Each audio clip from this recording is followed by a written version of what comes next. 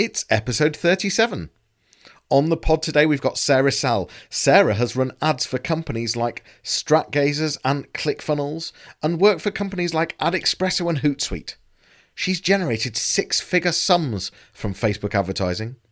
We talk about ad fatigue, interruption marketing, creating copy that converts, testing ads, finding out if relevancy scores are really that important, and challenging how good Facebook targeting really is.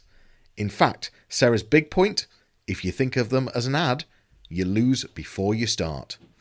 Please enjoy the episode and thanks for being a fab listener. Support me by subscribing and telling your friends.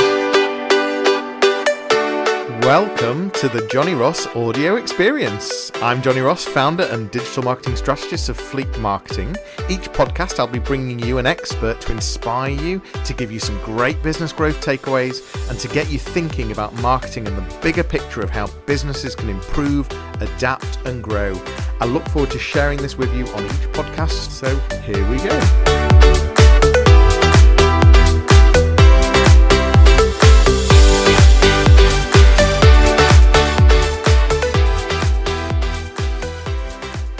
Hello and welcome.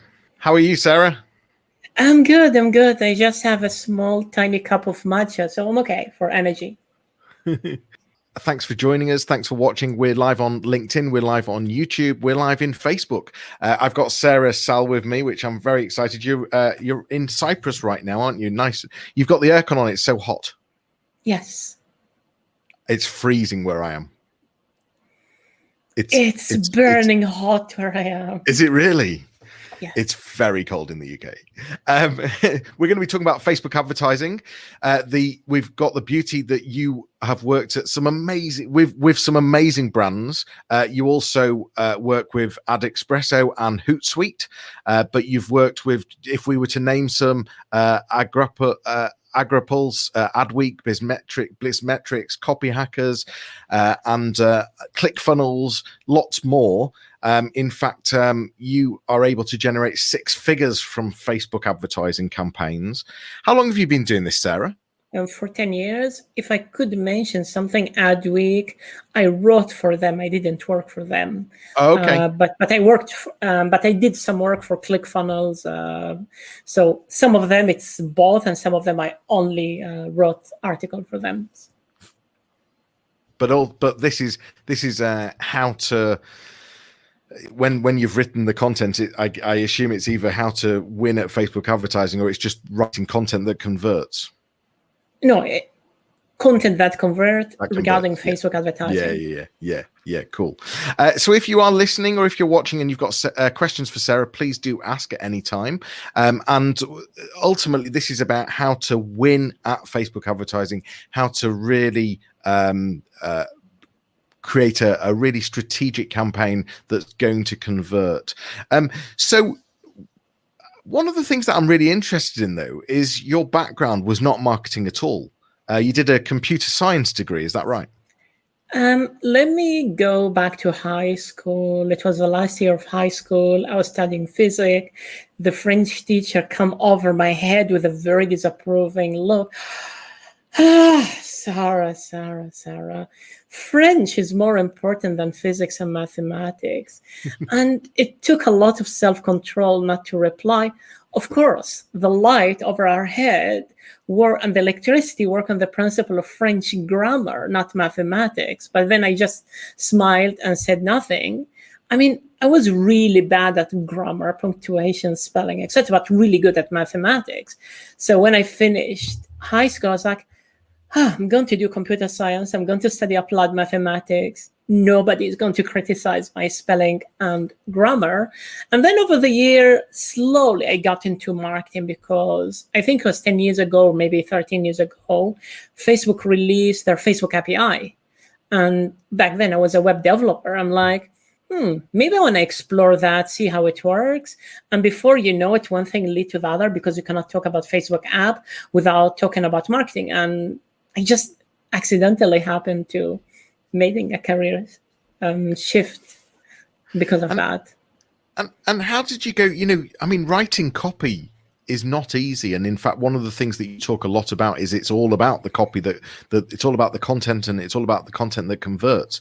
How have you been able to, is it just come naturally for you, or have you had to, how have you learned to write really great converting copy? I used to have clients and I would look at their copy. I didn't think of myself as a marketer. I thought of myself as a user. Would I like that copy? And I thought, not really. So I would ask the client, can you give me whatever book, PDF, webinar, video, blog post you wrote? And I used to read them. And each time I have an aha moment that's interesting, I would write it down. And I would use, or even I would interview their client, and use storytelling. And before I knew it, I'm like, oh, okay, I cut the cost per conversion by 300%. And I started writing case study in that regard.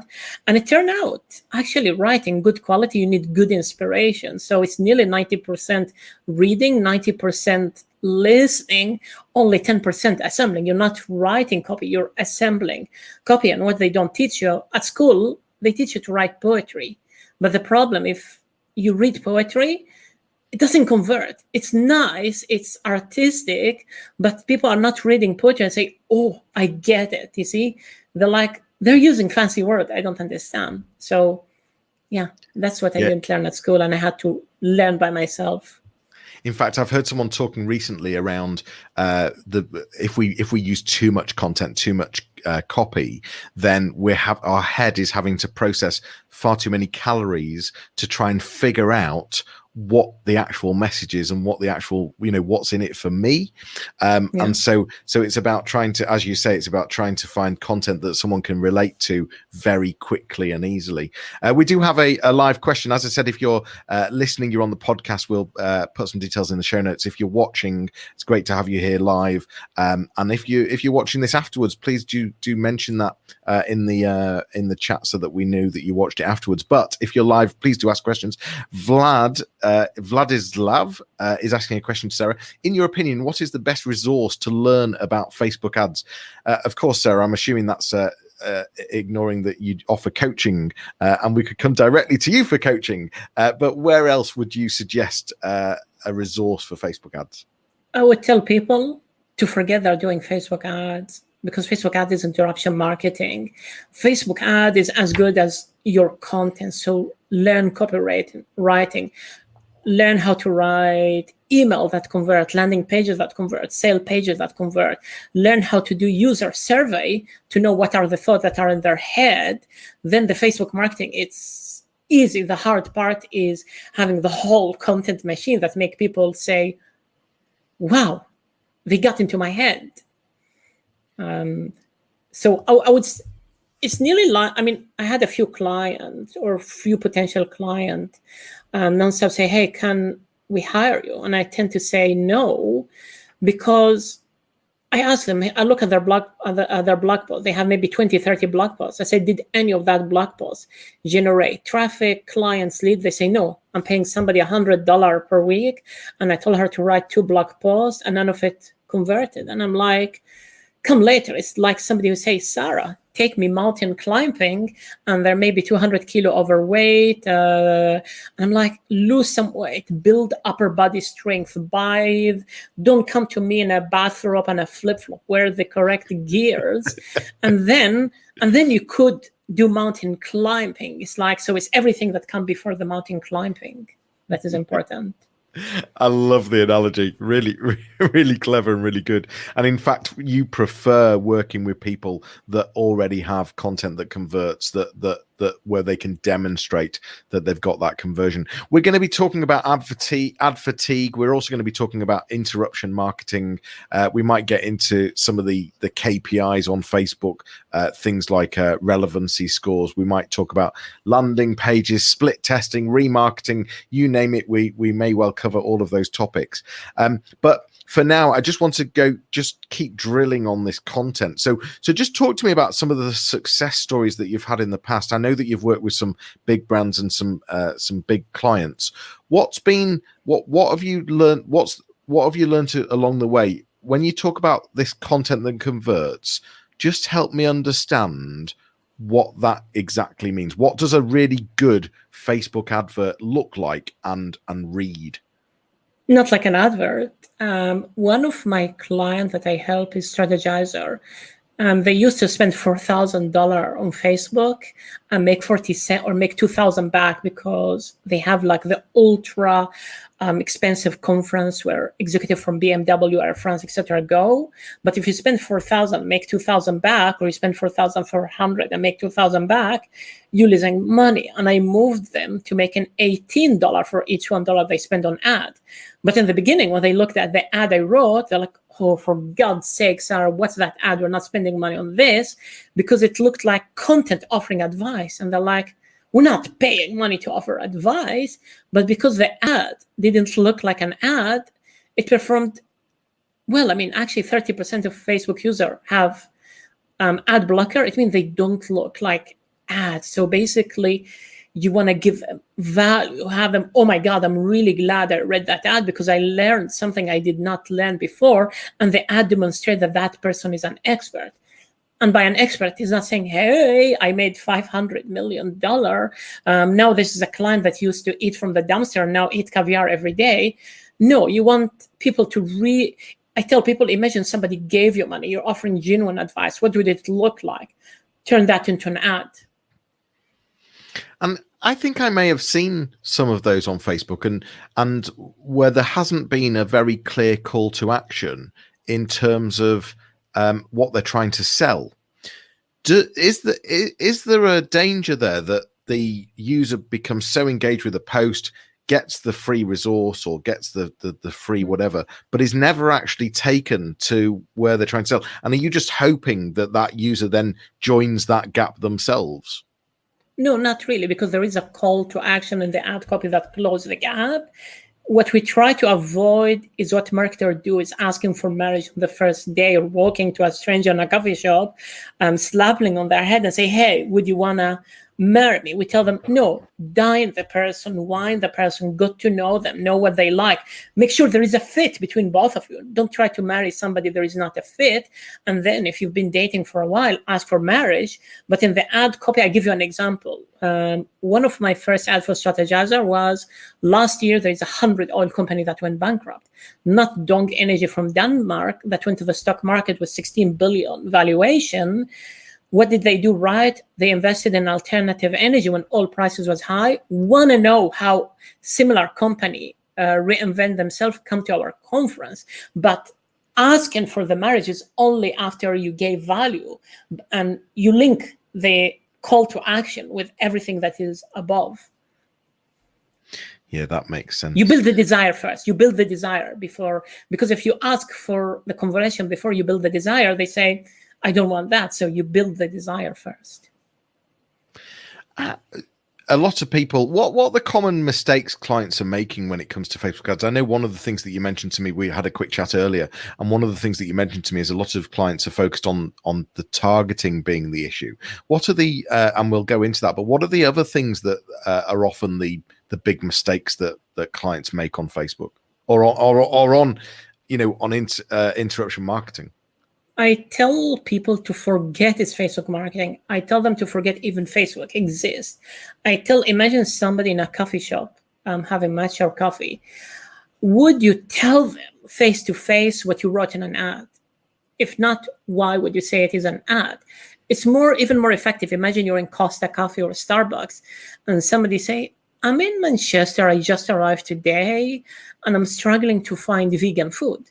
If now you interrupt them and say, hey, the Thai shop that is 5 minutes from here, they have amazing curry and amazing raw vegan cake. Would they pay attention to you? They would, because you listen to them first. So I just tell people, you're interrupting people in a coffee shop. Imagine your ad doing the same thing. And suddenly they become more natural. So what are the mistakes that, what you're saying then is the majority of mistakes clients are making is they're treating it like an ad. Exactly. Simple as that. Yeah, they're entering to Starbucks and screaming, let me ask you a question. Is your boss a bitch you hate? And maybe people will say, yes, I hate my boss, but I have no reason to believe you're the one who is going to save me from my boss. Very clever. So how do we go about? I mean, when we set up a campaign, there's lots of different objectives that we can pick when it comes to Facebook. I often find myself lost with deciding on the best objective to go for. Have you got any tips or advice on how to choose an objective? Conversion. There are big brands like Coca-Cola, Starbucks. They go for awareness, but they have the advantage. You see the ad, you did absolutely nothing. If the ad increased the conversion by 0.1%, once you go to a shop and you see there is a Coca-Cola, or you go to a restaurant, they offer Coca-Cola, they made their money back. If you're a business that need either people see the ad, they buy or not, they give you the email or not, they start the relationship or not, I would say the objective is conversion, because Facebook have data about what the user do and not, and leave branding for the big brand who have the advantage of being both in the online and offline and everywhere. Do you think there's much credibility in using the lead gen forms on Facebook? Do you find that they work better, or is it or sending people to landing pages? I mean, I guess it depends on what the client is and the offer. But I'm just curious on your thoughts about the lead gen forms on Facebook. Often people ask me, does video work better than image? Does lookalike work better than interest targeting? Same thing for the lead form, and I say, mustard or caramel sauce. You cannot try adding caramel sauce to your hot dog. Try to add mustard to your morning cereal. You need to have context, and it's a question of testing. Lead form, let's say a pizza shop really known, I say get a free drink or get £5 off. It's easy, you click, you know what it is. Now let's say I'm a doctor trying to convince you that depression comes from not eating enough probiotic, and to throw the product out the window. Just having a lead form with no information doesn't work. Maybe you want a long copy where you say, hey, did you know people in Nigeria are less depressed than the United States? Nothing to do with money. In the United States or UK, they eat processed food. In Nigeria, their food is full of probiotics. Now, what I tell people, never, ever, ever for lead form, say, I got a conversion for this cost and I got another conversion for that other cost with sending a landing page. Look at something. Do people open their email? Do they click after they open it? Do people buy? Do they jump on a phone call with your sales team? Try to have a measure of success different than the first interaction, because some experiment I heard via a colleague on AdEspresso is the cost was way less on the lead form, but people were not opening their email. They were just opening their email to unsubscribe. So if you said, oh, I pay $2 here per lead, here I pay 0.8, yes, you're paying 0.8 for a lot of accidental click who are not even never reading your email. And if they never read your email, they're not going to buy what you're trying to sell them via email marketing. Another question here about, because you were saying that it's all about listening to your clients and then turning that, and 90% of it's about listening and reading. The question is, any specific advice on how to listen to clients, and where should we really focus our attention? I mean, I was listening to a podcast only the other day about active listening. So I don't know if that's something that you would talk about, but is there any tips on how to extract the right stuff from a client?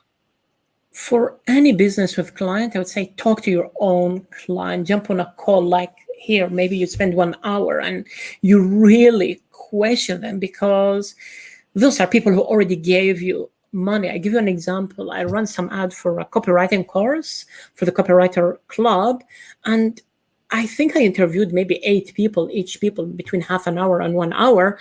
And it's really asking question, okay, your website convert better. I'm military interrogating you. I don't have the money to buy the course, but after the end of the call, I want to get all the value of the course while being a sheep pastor, if I could use that language. So I say, okay, show me your website. What is the old website? What is the new website?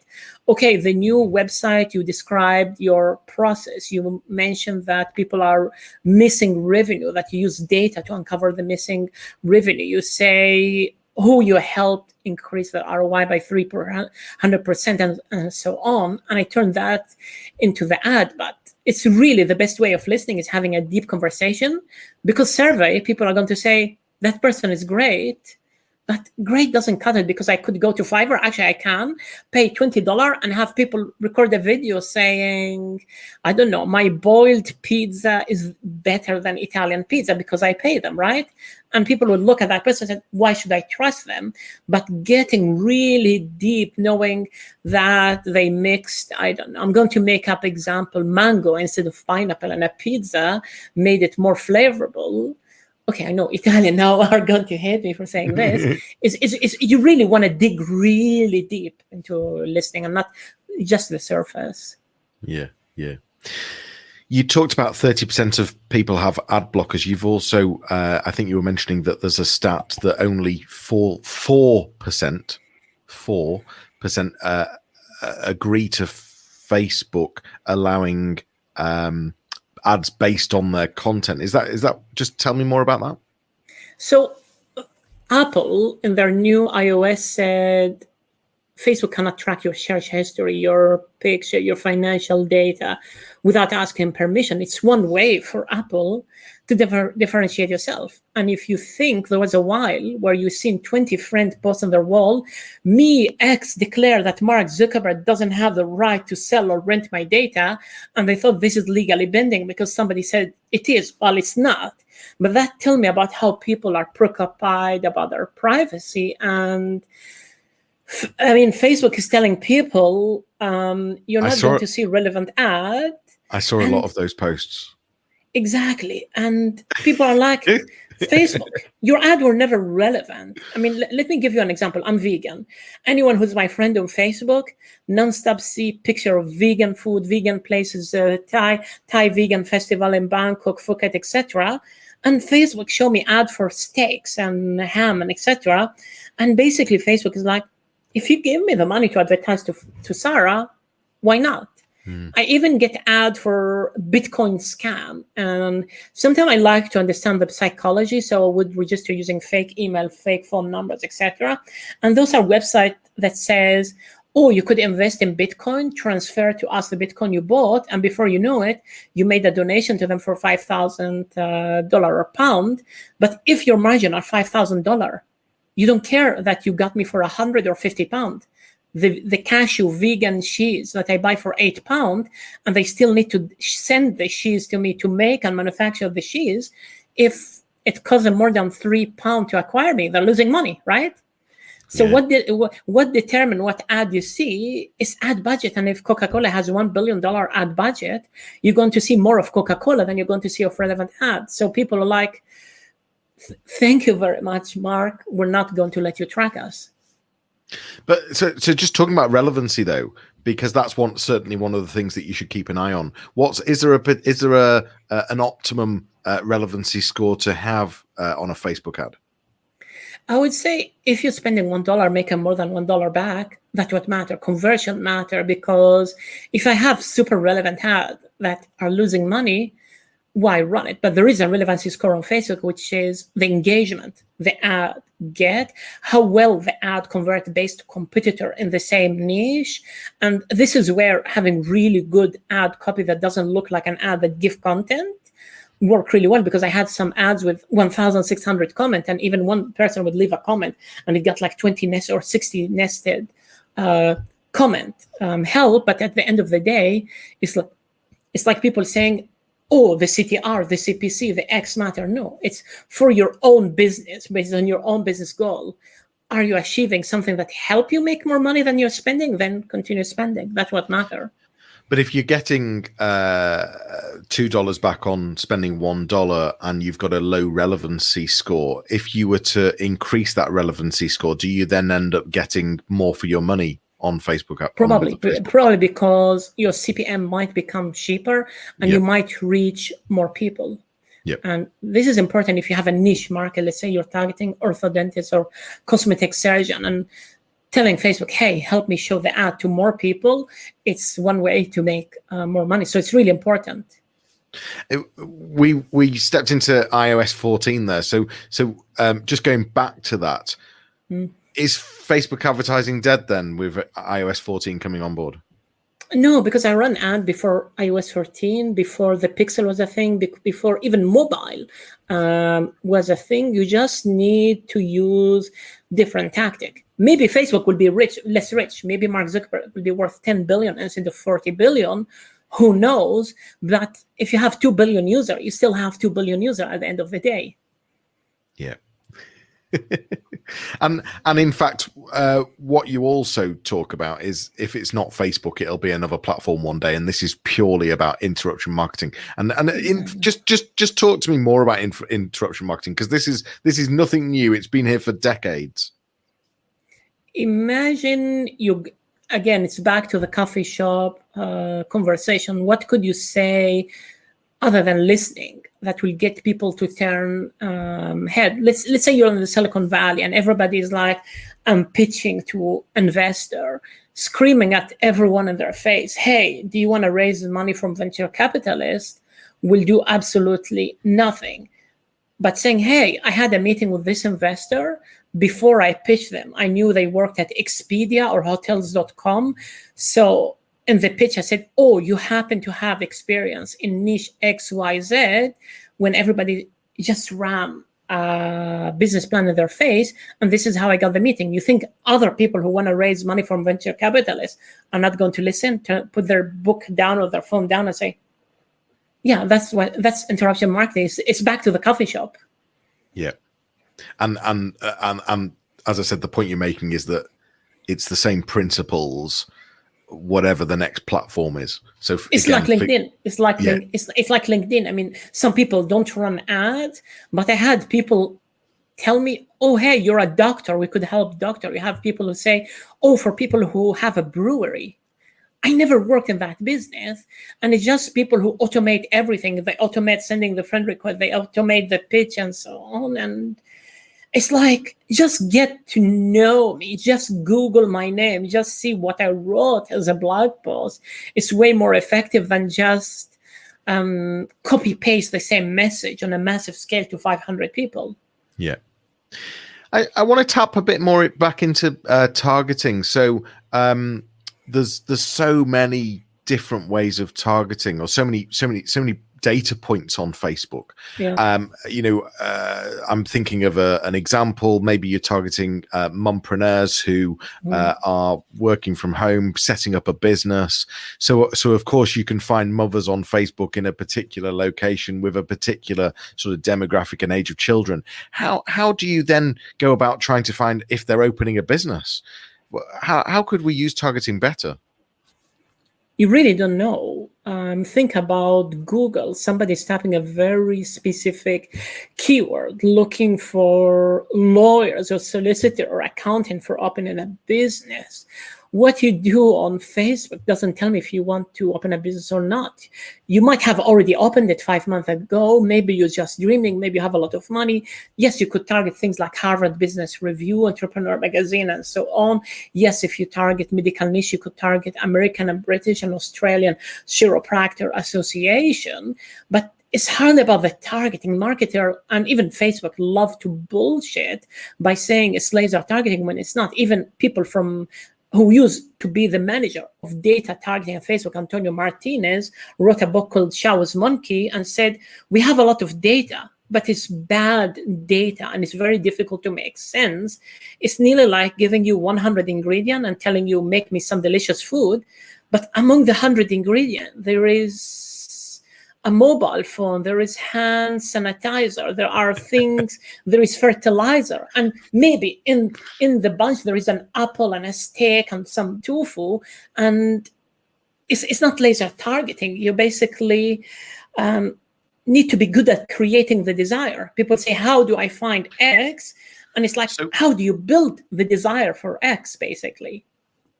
So if you have, this huge target audience, because you can't go too targeted, it's then about just making sure you've got the right message, the right content to convert, even though you're converting, even though that will only have a relevancy for a small proportion of that audience. It would always be that.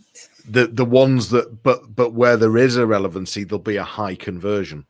So that's the way to think about it. Is that right? Yeah. Yeah, you're building also your own audiences along the way. So you'd have people who visited your website, people who are on your email list, people who engaged with your post. And the longer you're successful, you're basically, it's like a snowball that is getting bigger and bigger, and you could just continue to target them. But what I tell people are so obsessed about targets. Imagine I'm London Tourism Board. I will not say party 24/7, then party every day, then party till 5 a.m, and maybe the person seeing the ad is in a wheelchair. Instead, I would say we have restaurant from 50 nationality, we have 500 museum, we have the best shopping, we have a really nice architecture, and just by mere testing, I would find one of those talking points is converting better than the other one, just by testing. But before, you're not going there finding your dream client that is a unicorn wears socks and speaking Taiwanese and dancing salsa. This doesn't exist.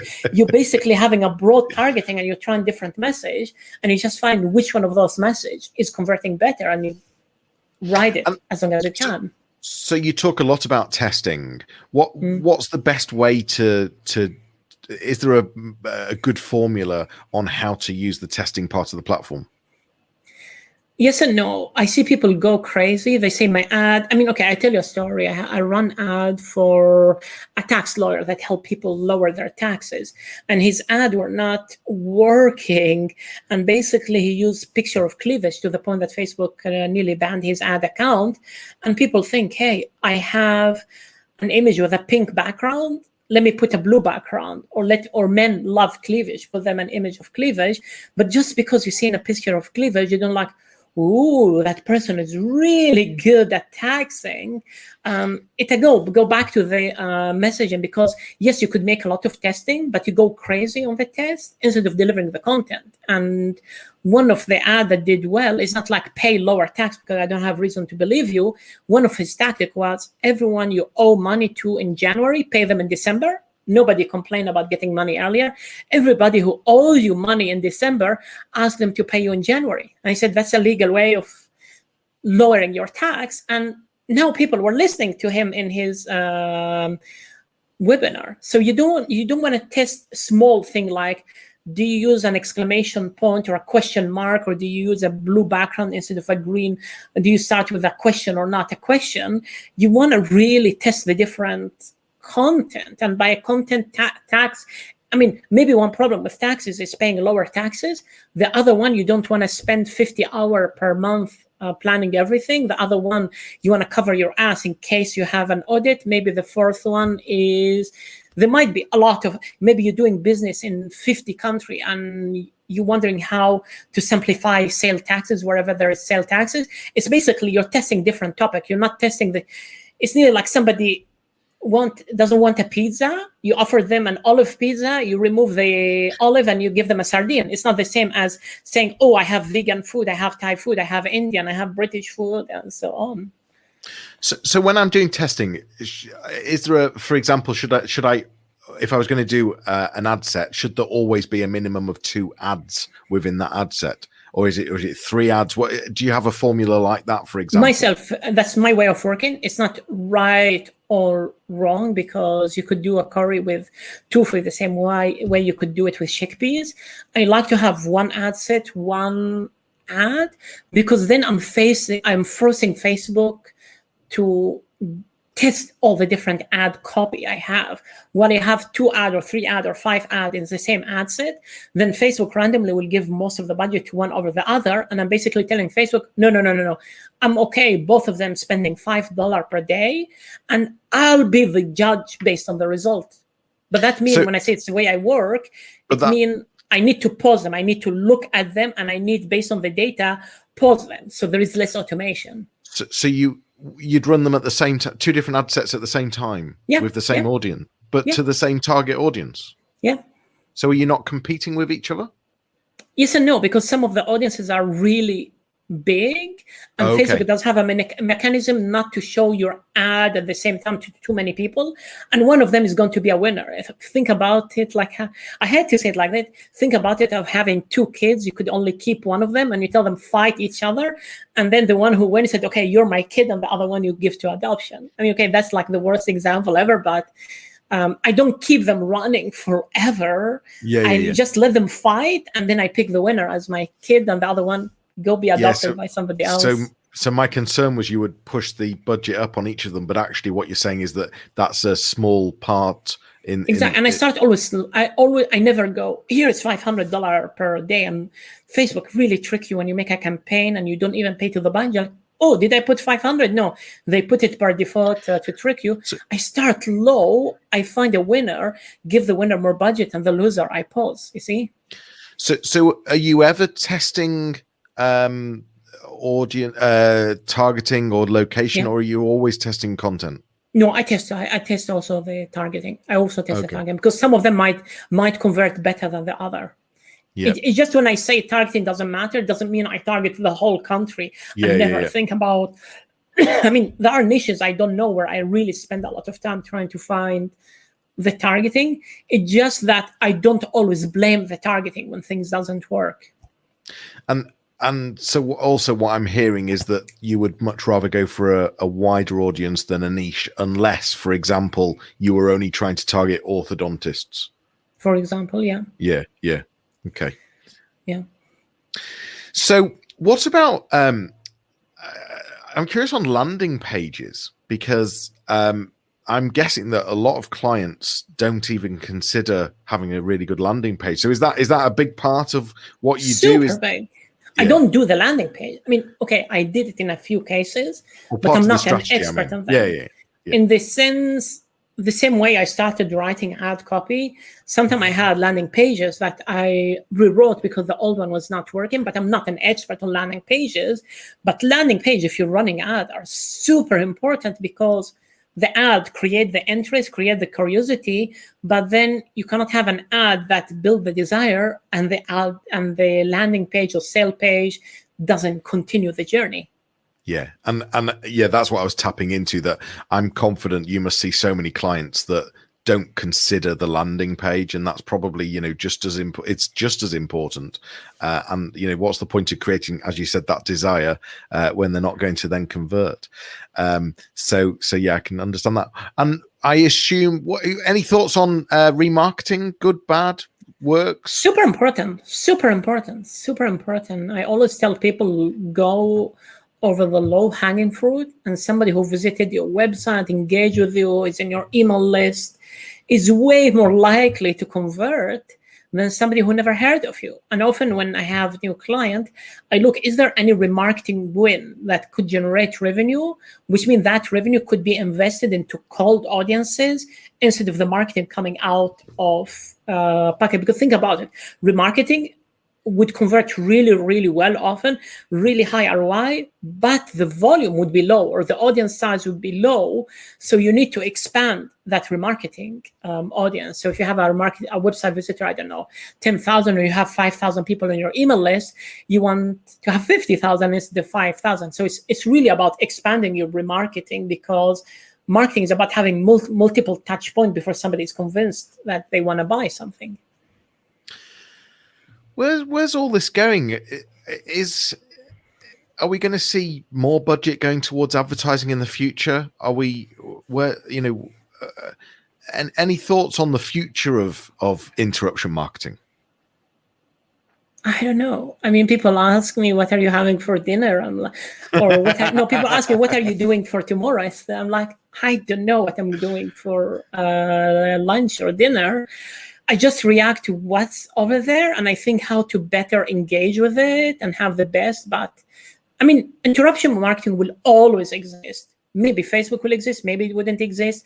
Maybe Facebook will be the new MySpace, maybe not. I have no idea. I have absolutely no idea, but I want to use skills that, independent of what is the future that I cannot predict, that are still useful.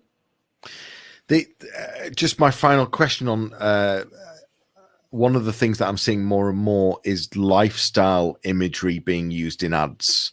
Am I right to assume that that's a technique that works better, because again, it's sort of just more of a conversation than a come and buy from me?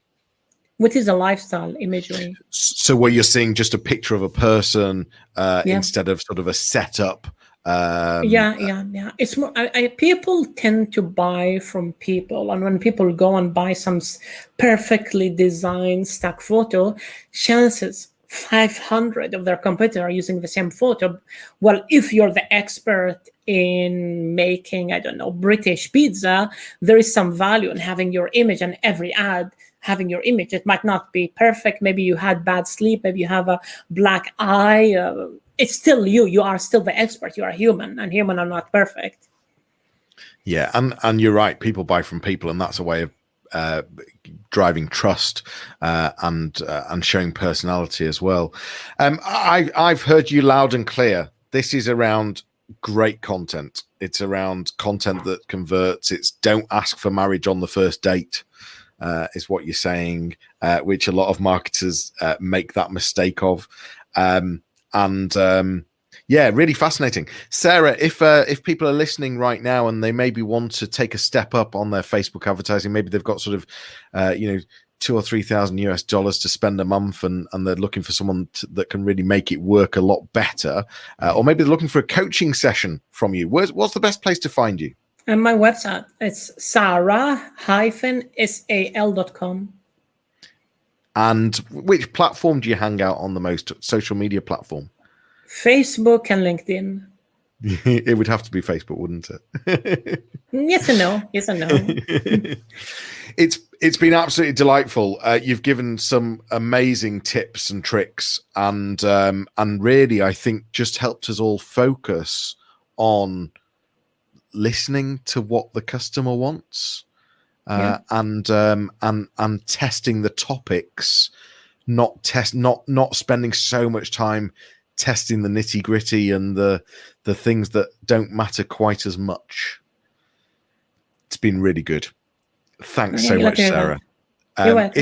If you've enjoyed this, please do subscribe and look out for future podcasts and live Q&As. But for now, that's goodbye from me. Thanks, Sarah. We'll see you soon. Okay, thank you. Bye. Take care. You've been listening to the Johnny Ross audio experience. Thanks so much for joining me. If you want to continue the conversation, head over to my website, fleek.marketing, or find me on LinkedIn. That's all for today. Please subscribe wherever you listen to podcasts, tag me in your social media posts, and please leave me a review on iTunes. It will make a huge difference for me. I will see you soon.